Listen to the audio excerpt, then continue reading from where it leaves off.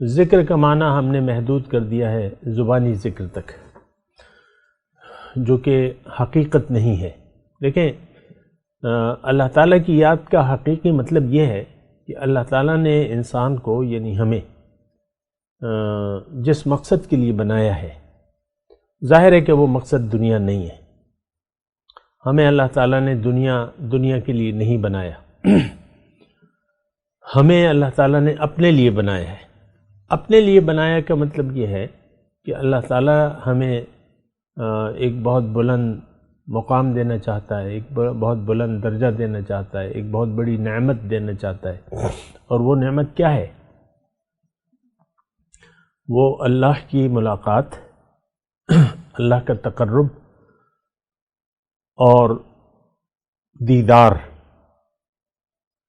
تو یہ ایسی نعمت ہے جس کا اس وقت تو ہم یعنی اس کے بارے میں سوچ بھی نہیں سکتے، اس کی کتنی عظیم الشان نعمت ہے یہ۔ یعنی مثال کے طور پہ میں اگر ایک بات کہوں تو اگر ایک شخص ساری دنیا کا اکیلا مالک ہو جائے، یہ تو کوئی تصور بھی نہیں کر سکتا، لیکن یہ چیز جو ہے یعنی یہ نعمت اگر کسی کو مل جائے تو یہ دنیا اور ما فیہا اور جو کچھ بھی ہے اس سے زیادہ قیمتی ہے اور اس سے زیادہ بہتر ہے۔ اعوذ باللہ من الشیطان الرجیم، بسم اللہ الرحمن الرحیم۔ اللہم صلی علی سیدنا محمد معدن الجود والکرم وآلہ وسلم۔ سامعین و ناظرین اکرام، السلام علیکم ورحمۃ اللہ وبرکاتہ۔ آج کا ہمارا موضوع اللہ تعالیٰ کی یاد کا حقیقی مطلب۔ دیکھیں، ہم ایسے معاشرے میں رہ رہے ہیں جس کو اپنے دین کی اقدار کا پتہ نہیں ہے اور دین کی حقیقت کا بھی ہمیں پتہ نہیں ہے۔ اور ایک بات جو میں اکثر آپ کو کہتا ہوں کہ آج کا معاشرہ یعنی آج کے مسلمان جو چیز باطن سے تعلق رکھتی ہے اس کا مطلب یا تو جانتے نہیں ہیں یا اس کا مطلب ہم نے یعنی محدود کر دیا ہے۔ اور انہی سے میں ایک جو ہے یہ ذکر الہی ہے۔ ہم یہ سمجھتے ہیں کہ ذکر الہی جو ہے وہ محدود ہے تسبیحات تک، زبانی ذکر تک۔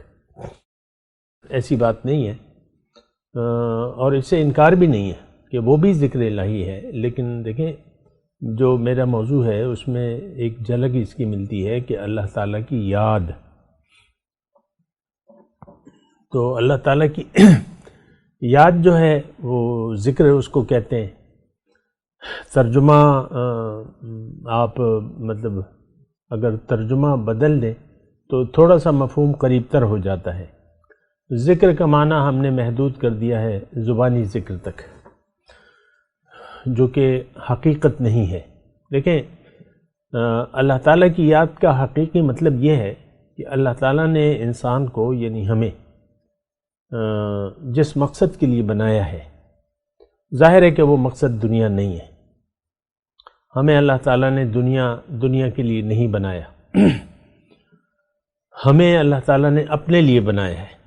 اپنے لیے بنایا کا مطلب یہ ہے کہ اللہ تعالیٰ ہمیں ایک بہت بلند مقام دینا چاہتا ہے، ایک بہت بلند درجہ دینا چاہتا ہے، ایک بہت بڑی نعمت دینا چاہتا ہے۔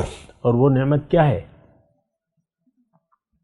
وہ اللہ کی ملاقات، اللہ کا تقرب اور دیدار۔ تو یہ ایسی نعمت ہے جس کا اس وقت تو ہم یعنی اس کے بارے میں سوچ بھی نہیں سکتے، اس کی کتنی عظیم الشان نعمت ہے یہ۔ یعنی مثال کے طور پہ میں اگر ایک بات کہوں تو اگر ایک شخص ساری دنیا کا اکیلا مالک ہو جائے، یہ تو کوئی تصور بھی نہیں کر سکتا، لیکن یہ چیز جو ہے یعنی یہ نعمت اگر کسی کو مل جائے تو یہ دنیا اور ما فیہا اور جو کچھ بھی ہے اس سے زیادہ قیمتی ہے اور اس سے زیادہ بہتر ہے۔ اور بہرحال یہ باتیں تو میری مطلب عام طور پہ سمجھ میں نہ آنے والی ہیں، لوگ اس کو اتنی اہمیت نہیں دیتے، وہ ایک الگ مسئلہ ہے۔ لیکن اللہ تعالیٰ کی یاد کی میں بات کروں، اللہ تعالیٰ ایک بات تو بالکل واضح ہے کہ اللہ تعالیٰ نے ہمیں دنیا کے لیے نہیں بنایا، ہمارا مقصد دنیا نہیں ہے۔ یعنی تھوڑی دیر کے لیے سمجھ لیں یا تصور کر لیں کہ ہمیں، جیسے کہ ہم نے دنیا کو اپنا مقصود حیات بنا لیا ہے، تھوڑی دیر کے لیے سمجھ لیں کہ ہاں یہی ہے، لیکن یہ بات جو ہے ذہن کو یعنی عقل کو بیٹھتی نہیں ہے، سمجھ میں نہیں آتی، کیونکہ دنیا سے بہرحال ہم نے جانا ہے۔ پھر جو حاصل دنیا ہے، ساری زندگی جو ہم کماتے رہتے ہیں اور جو کچھ بھی ہم حاصل کرتے ہیں، ایک وقت ایسا آتا ہے کہ یہ سب کچھ ہم چھوڑ کے چلے جاتے ہیں، یعنی موت کے وقت یہ سب کچھ ہم سے رہ جاتا ہے۔ اللہ تعالیٰ نے فرمایا ہے قرآن میں کہ ما عندکم ینفد وما عند اللہ باق، جو اللہ کے پاس، جو تمہارے پاس ہے وہ ختم ہو جائے گا، اور جو اللہ کے پاس ہے وہ باقی رہنے والا ہے۔ تو ایک بات تو یعنی ہماری سمجھ میں تو نہیں آتی، یہ بات جو میں آپ کو کہہ رہا ہوں کہ دنیا مقصد نہیں ہے، ہماری سمجھ سے بالا تر بات ہے۔ ہمیں دنیا کا ایک دھوکہ لگ گیا ہے، یعنی ظاہر کا، اور ہم سب ظاہر کو یعنی ظاہر کی کامیابی کے پیچھے دوڑ رہے ہیں، اور ہم سب ظاہر کے لیے زندگی گزار رہے ہیں۔ ہمارا زندگی گزارنے کا مدعا اول سے آخر تک دنیا ہے،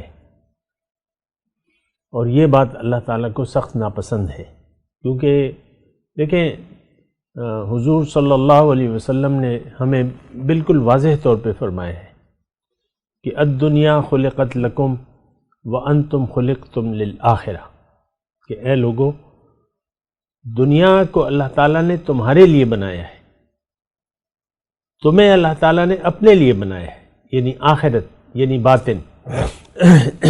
یہ بات ہماری سمجھ میں نہیں آتی، لیکن کہنا میرا فرض ہے، وہ میں آپ کو بتا رہا ہوں کہ ہمارا مقصود دنیا نہیں ہے۔ جس نے دھوکہ کھا لیا تو وہ کام سے گیا، یعنی اس نے اپنے آپ کو ضائع کر دیا۔ جس کو دنیا کا دھوکہ لگ گیا وہ اپنے آپ کو گنوا بیٹھا، اور دوسرے الفاظ میں اگر میں کہوں کہ اس نے اپنے یعنی خودکشی کر لی، اپنے آپ کو جیتے جی مار دیا، ختم کر دیا۔ تو یعنی بیکار۔ دیکھیں، جب دنیا کو آپ منزل بنا لیتے ہیں تو آپ اپنی زندگی کو بیکار سمجھ لیتے ہیں۔ تو بیکار لوگوں کی ایک جگہ ہے اللہ تعالیٰ کے پاس، اللہ نے تیار کی ہے، وہ جہنم ہے۔ تو ہمیں تو نہ جنت پر یقین ہے نہ جہنم پر یقین ہے، ہماری بات تو الگ ہے، لیکن میں اللہ تعالیٰ کی یاد کے بارے میں آپ کو بتا رہا ہوں۔ دیکھیں، اللہ تعالیٰ نے اگر تھوڑا سا بھی اگر آپ سوچیں، تھوڑا سا عقل سے کام لیں کہ یہ دنیا، یعنی انسان جو ہے وہ خلاصہ کائنات ہے، اس کا مین بینیفیشری، فائدہ اٹھانے والی ذات اس کائنات کا حضرت انسان ہے۔ اچھا، اب باقی جو چیزیں ہیں دنیا میں ہم جو استعمال کر رہے ہیں، جو اللہ تعالیٰ نے ہمارے لیے بنائی ہیں، اس کا مقصد ہے، ان تمام اشیاء کا ایک مقصد ہے، اور وہ مقصد انسان کو فائدہ دینا ہے۔ پھر وہ مجبور ہے، ان کو عقل نہیں ہے، ارادہ نہیں ہے، اختیار نہیں ہے، جیسے کہ ہمیں ہے۔ اسی طرح باقی مخلوق، کسی مخلوق کے پاس ایسی عقل، ایسا ارادہ، ایسا اختیار نہیں ہے، یعنی جس طرح ہمیں اختیار ہے، یا جس طرح ہماری جیسی عقل کسی کے پاس نہیں ہے، ہمارا جیسا اختیار کسی کے پاس نہیں ہے، کوئی فطرت کے خلاف نہیں جا سکتا۔ میرا کہنے کا مطلب یہ ہے، انسان کو اللہ تعالیٰ نے یہ اختیار دیا ہے کہ تم اگر اپنی فطرت کے خلاف جانا چاہو تو تم جا سکتے ہو۔ تو بہرحال میں ذکر الہی کی بات کر رہا ہوں، میں اللہ تعالیٰ کی یاد کی بات کر رہا ہوں۔ تو دیکھیں، ایک بات میں یہ ضرور کہوں گا کہ باقی چیزوں کے ساتھ اگر کوئی حساب کتاب نہ ہو تو وہ بجا ہے، کیونکہ وہ مجبور ہے۔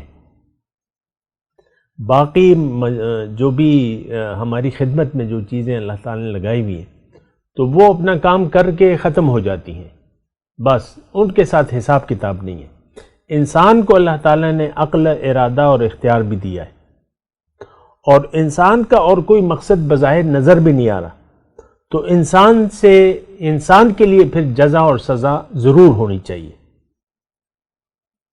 دیکھیں باقی چیزیں تو فطرت کے خلاف نہیں جا سکتی، انسان کو اختیار ہے کہ تم بغاوت کر سکتے ہو لیکن اس کی سزا تمہیں ملے گی، تم اطاعت کر سکتے ہو تو میں تمہیں اس کا بدلہ دوں گا۔ یہ دونوں چیزیں جو ہیں آپ ذرا نوٹ کر لیں کہ انسان کا وجود جو ہے یہ عقل یہ کہتی ہے کہ اس کے ساتھ سزا اور جزا والا معاملہ کیا جائے، کوئی اچھا کرے تو اس کو اچھا بدلہ ملے، کوئی برا کرے تو اس کو اس کی سزا ضرور ملے۔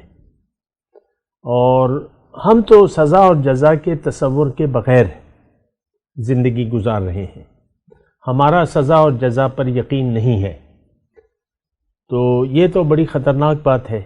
اور یعنی مقصد سے بغاوت ہمارا طرح امتیاز ہے۔ آج کے مسلمان کی میں بات کر رہا ہوں، ہم اپنے مقصد کو نہ جانتے ہیں نہ جاننا چاہتے ہیں، دنیا کو ہم نے اپنی منزل بنا لیا ہے۔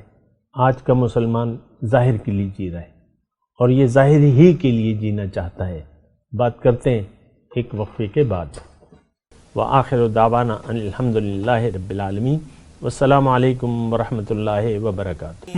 مولاي صل وسلم دائما ابدا على حبيبك خير الخلق كلهم